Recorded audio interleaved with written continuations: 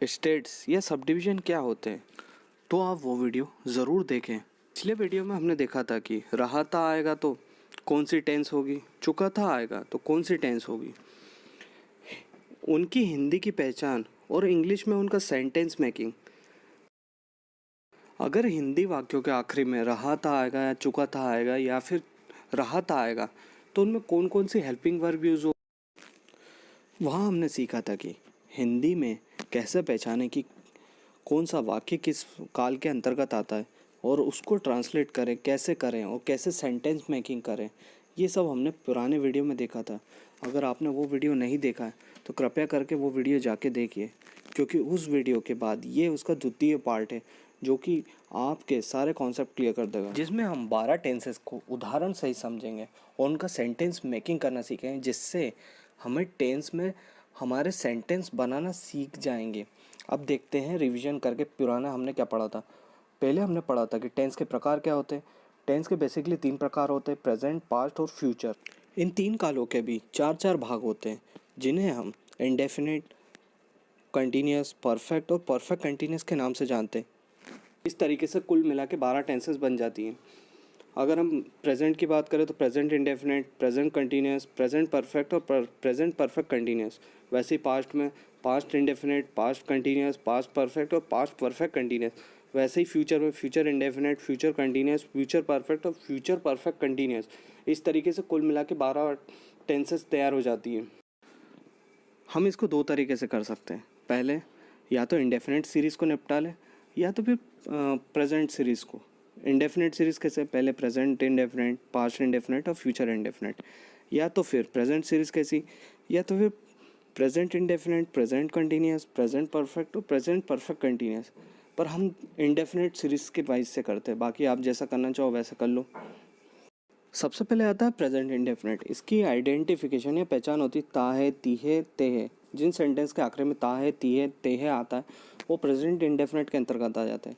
इनका रूल होता है सब्जेक्ट प्लस वर्ब का फर्स्ट फॉर्म प्लस एस और ईएस प्लस ऑब्जेक्ट। हमें एस और ईएस सिंगुलर के साथ लगाना पड़ता है, प्लूरल के साथ हम एस और ईएस का प्रयोग नहीं करते हैं।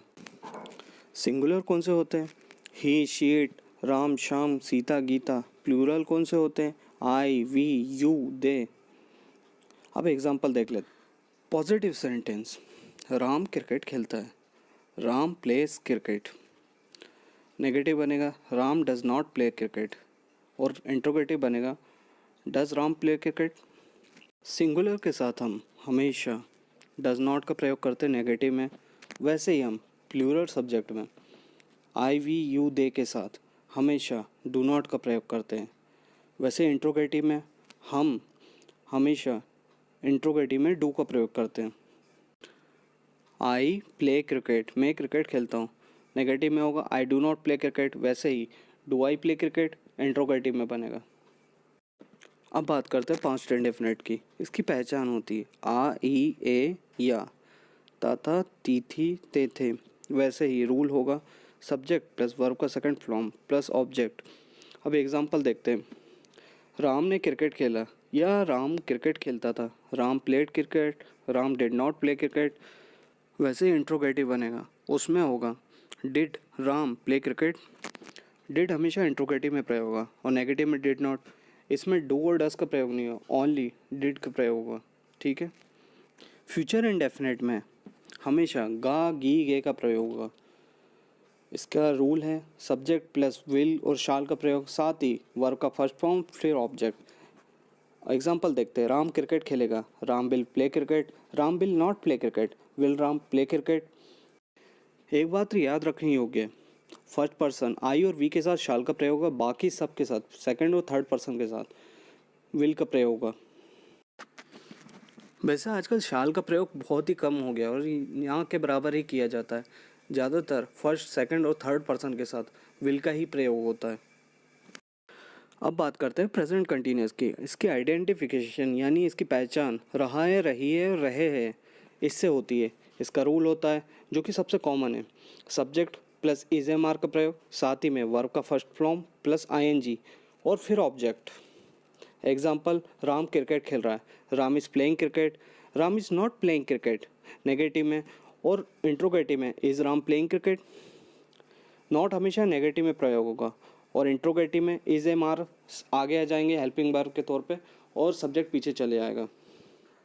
आई के साथ हमेशा एम का प्रयोग होगा, बाकी इज़ सिंगुलर के साथ प्रयोग होगा और आर हमेशा बहुवचन यानी प्लूरल के साथ प्रयोग होगा। अब बात करते हैं पास्ट कंटिन्यूअस की। इसकी आइडेंटिफिकेशन होती है रहा था, रही थी, रहे थे। इसका रूल होता है subject plus was verb plus verb का first form plus ING plus object. इसके एग्जाम्पल होते हैं राम क्रिकेट खेल रहा था, Ram was playing cricket, Ram was not playing cricket, was Ram playing cricket. इसका एग्जाम्पल होगा वे क्रिकेट खेल रहे थे, they were playing cricket, they were not playing cricket, were they playing cricket, क्योंकि प्लूरल के साथ हमेशा वर का प्रयोग होगा और सिंगुलर के साथ वॉज का प्रयोग। अब बात करते हैं फ्यूचर कंटिन्यूअस की। इसकी आइडेंटिफिकेशन या पहचान होती है रहा होगा, रही होगी, रहे होंगे। इसका रूल होता है subject plus will be plus shall be plus verb का first form plus ING plus object. इसके एग्जाम्पल होंगे राम क्रिकेट खेल रहा होगा, Ram will be playing cricket, Ram will be not playing cricket, will Ram be playing cricket. इस तरीके से इनके सेंटेंस बनेंगे। अब बात करते हैं प्रेजेंट परफेक्ट की। इसकी आइडेंटिफिकेशन होती है चुका है, चुकी है, चुके हैं, लिया है, किया है, हुआ है। इस तरीके से इनके सेंटेंस बनते हैं, इनके आखिरी में प्रयोग होता है। रूल होता है subject plus has have plus verb का थर्ड फॉर्म प्लस ऑब्जेक्ट। अगर सब्जेक्ट सिंगुलर है तो उसका हैज़ का प्रयोग होगा, अगर सब्जेक्ट प्लूरल है तो उसके साथ हैव का प्रयोग होगा। आई वी यू दे के साथ हैव का प्रयोग होगा और ही शी इट के साथ हैज़ का प्रयोग होगा। एग्जाम्पल होंगे इसके Ram has played cricket, Ram has not played cricket, has Ram played cricket. वैसे ही हम प्लूरल वाक्य बनाते हैं। हम क्रिकेट खेल चुके हैं, we have played cricket, we have not played cricket, have be played cricket. अब बात करते हैं पास्ट परफेक्ट की। इसकी आइडेंटिफिकेशन होती है चुका था, चुकी थी, चुके थे, लिया था, किया है और हुआ था। इस तरीके से इसका रूल बनता है सब्जेक्ट हैड प्लस वर्ब का थर्ड फॉर्म प्लस ऑब्जेक्ट। अब एग्जाम्पल से समझते हैं। राम क्रिकेट खेल चुका था, इसका बनेगा Ram had played cricket, Ram had not played cricket और इसका इंट्रोगेटिव बनेगा had Ram played cricket. Future perfect की आइडेंटिफिकेशन होगी चुका होगा, चुकी होगी, चुके होंगे, लिया होगा, किया होगा। इस तरीके से फ्यूचर के आखिरी में ये शब्द का प्रयोग होगा। अब इसकी रूल्स देखते हैं। सब्जेक्ट प्लस विल हैव और शाल हैव का प्रयोग, साथ ही में वर्ब का थर्ड फॉर्म फिर ऑब्जेक्ट। अब उदाहरण से समझते हैं। Ram will have played cricket मतलब कि राम ने क्रिकेट खेल चुका होगा। Ram will not have played cricket negative में और इंट्रोगेटिव में will Ram have played cricket. First person के साथ शाल हैव का प्रयोग होगा और बाकी सब के साथ विल हैव का प्रयोग होगा। अब बात करते हैं प्रेजेंट परफेक्ट कंटिन्यूअस की। प्रेजेंट परफेक्ट कंटिन्यूअस में या तो काम चल रहा है या तो कंटिन्यू है या तो ख़त्म हो चुका है। आइडेंटिफिकेशन होती है से रहा था, से रही है, से रहे हैं। इसका रूल होगा सब्जेक्ट प्लस हैज़ बीन और हैव बीन का प्रयोग, साथ ही वर्ब का first form plus ING plus object plus since और फॉर का प्रयोग प्लस टाइम। राम सुबह से क्रिकेट खेल रहा है।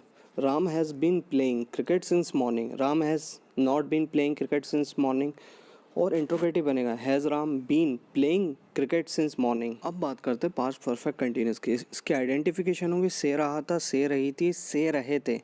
रूल होगा subject plus had been plus verb का first form plus ING plus object plus since और फॉर का प्रयोग होगा। अब एग्जाम्पल की बात करते हैं। राम सुबह से क्रिकेट खेल रहा था। Ram had been playing cricket since morning, Ram had not been playing cricket since morning और इंट्रोगेटिव इसका बनेगा had Ram been playing cricket since morning. अब बात करते हैं फ्यूचर कंटिन्यूअस की। इसकी पहचान होती है से रहा होगा, से रही होगी, से रहे होंगे।